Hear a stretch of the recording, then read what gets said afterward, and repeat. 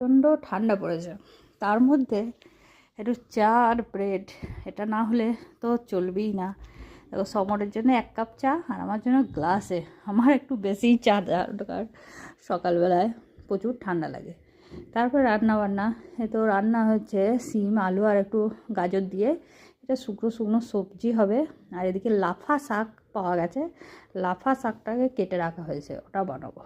ফ্রিজে মাছ ছিল, বের করতে আজকে ভুলে গেছি, তাই এই যে এবার জমে গেছে, এখন ওকে বরফ থেকে ছাড়াতেও অনেকক্ষণ টাইম লাগবে, তাই গরম জল দিয়ে দিলাম। গরম জল দিয়ে দিলেই ওটা ছেড়ে যায় তাড়াতাড়ি।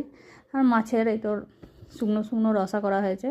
আর লাফা শাকটা আগেই বানিয়ে নিয়েছিলাম। তারপরে চান টান করে মানে ছাদে গেছিলাম, আর রোদ্দুর তো নেই, হালকা হালকা জাস্ট, তাও বোধহয় 12টার পরে উঠেছে।